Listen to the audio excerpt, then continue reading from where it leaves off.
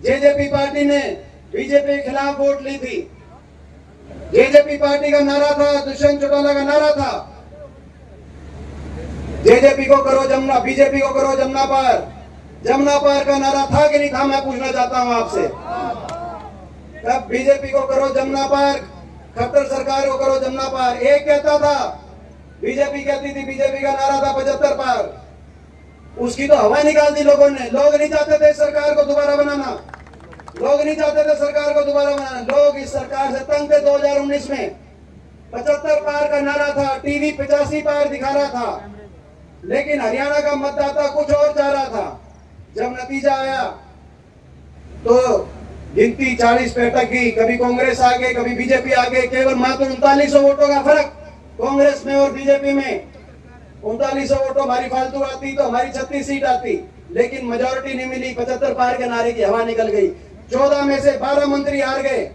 अगर सरकार से लोग खुश होते तो मंत्रियों को जिताते, लेकिन जौन सा मंत्री जहां था, लोगों ने वहीं उस मंत्री को हराने का काम किया। आपके सामने है, रोहतक में मनीष ग्रोवर जी हारे तो सोनीपत में कविता जैन जी हारी। नारनौल महेंद्रगढ़ में पंडित रामविलास शर्मा जी हारे तो नारनौल में कप्तान अभिमन्यु हारे कि नहीं हारे। और यहाँ टोहाना में तो बीजेपी के प्रदेश अध्यक्ष ही हार गए, और जो उसके बाद प्रदेश अध्यक्ष बनाए धनखड़ साहब वो बादली में हार गए।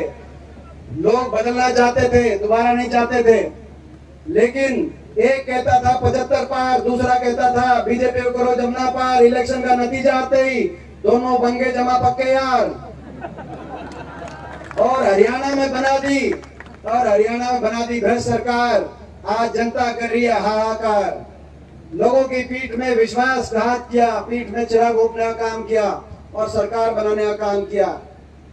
मैं हिसार के लोगों से कहना चाहता हूं, मैं पूछना चाहता हूं, ये वो हिसार है, इस हिसार में 6 सीट 9, यहाँ पे 9 विधानसभा, हिसार लोकसभा में से 6 सीट आपने विपक्ष को दी थी।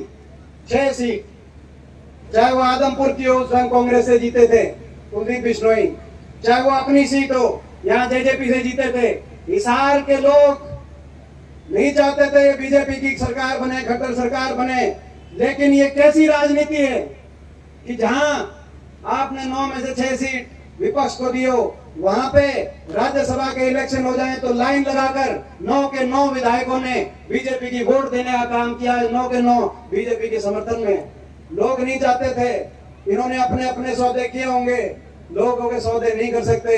अगला चुनाव आएगा तो ऐसे लोग जिन्होंने लोगों के विश्वास को बेचने का काम किया है, वोट की चोट से उनको जवाब दोगे कि नहीं दोगे? मैं आपसे पूछना चाहता हूँ, ये इनको वोट की चोट से जवाब देना पड़ेगा। और वो सारी बात मैं करूंगा, मेरे को बोलने दो, मैं सारी बात करूंगा, कोई बात नहीं छोड़ूंगा।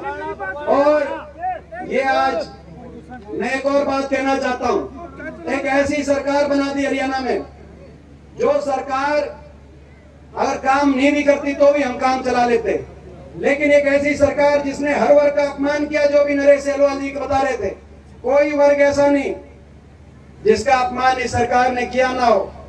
किसान 1 साल तक बैठा रहा धरनों पे, 750 किसानों के घरों के चिराग बुझ गए, मगर